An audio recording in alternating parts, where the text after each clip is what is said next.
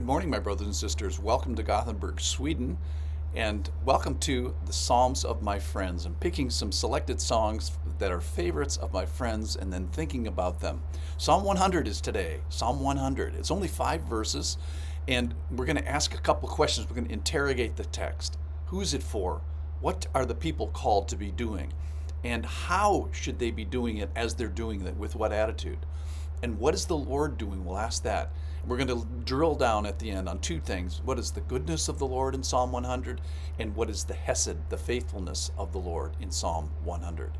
Listen in with me. It's 5 verses. Then we'll talk about the questions. Then we'll do the 5 verses again. This is Psalm 100.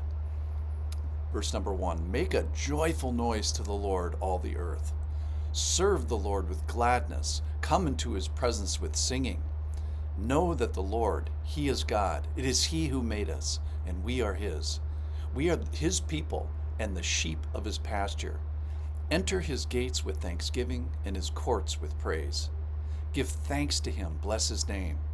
For the Lord is good, his steadfast love endures forever, and his faithfulness to all generations. So welcome to Psalm 100. So who is Psalm 100 for? Well, it's everybody. It's all the earth. It's all his people.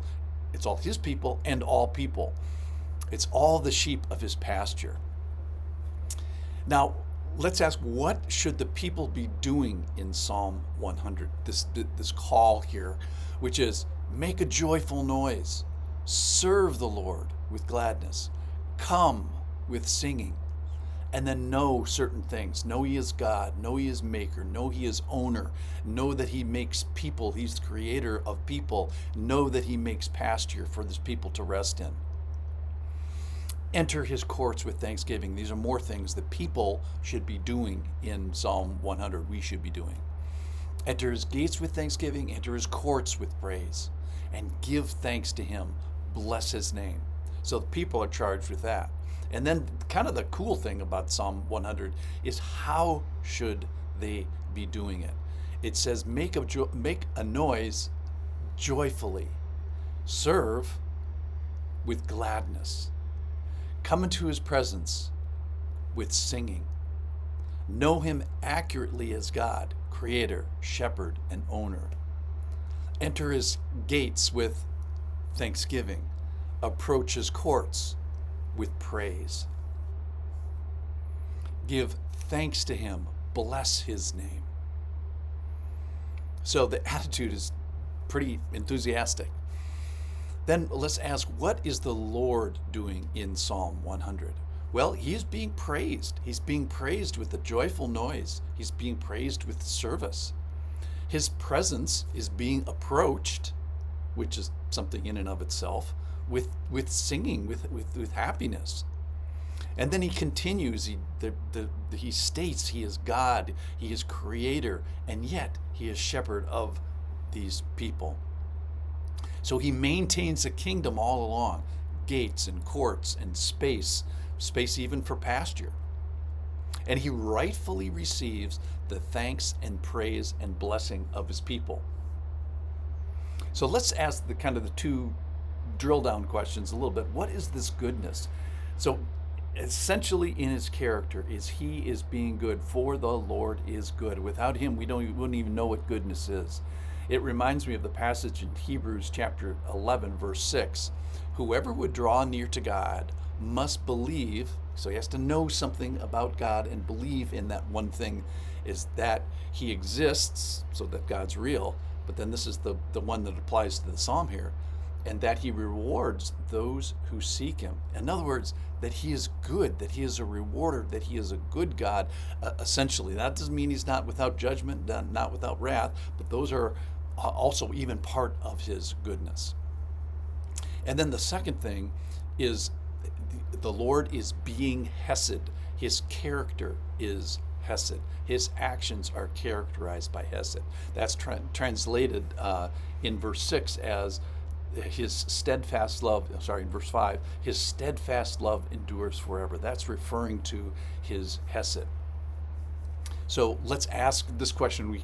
This is my favorite Hebrew word. What is the hesed of Psalm 100? What is the hesed of the Old Testament? It's and it still exists in the New Testament and exists here today, or we would be gone. So, what is Hesed of Psalm 100? It's this extension of perfect faithfulness of the Lord to who? A generally uncooperative group of people. So, he's being steady while we are being wobbly and rebellious and all that. He's reaching out where we often bite the hand. So, this is the essential quality that allows a relationship with humans. And it's also what he calls us to in a kind of a junior version, that we're supposed to be faithful, be steady in the house of God and with the people of God and with God himself. And this Hesed in the future, think about this, the Hesed is the pillar upon which we stand before him for eternity. So let's say in 1,000 years he's not Hesed, he's not faithful. Well, we lose that fellowship with him. So it's this pillar of Hesed that we're going to stand on forever.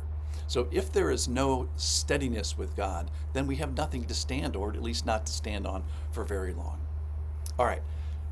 Those are some basics. What is the Hesed of Psalm 100? What is the goodness of Psalm 100? What is the Lord doing in Psalm 100? What are the people doing, and how are they doing this? Let's read it one more time to conclude.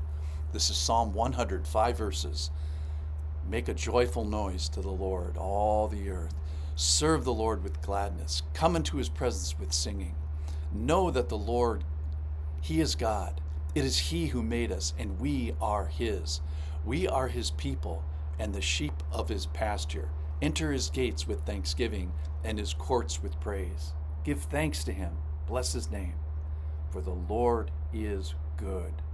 His steadfast love endures forever, and his faithfulness to all generations. Thank you for being with me in Psalm 100.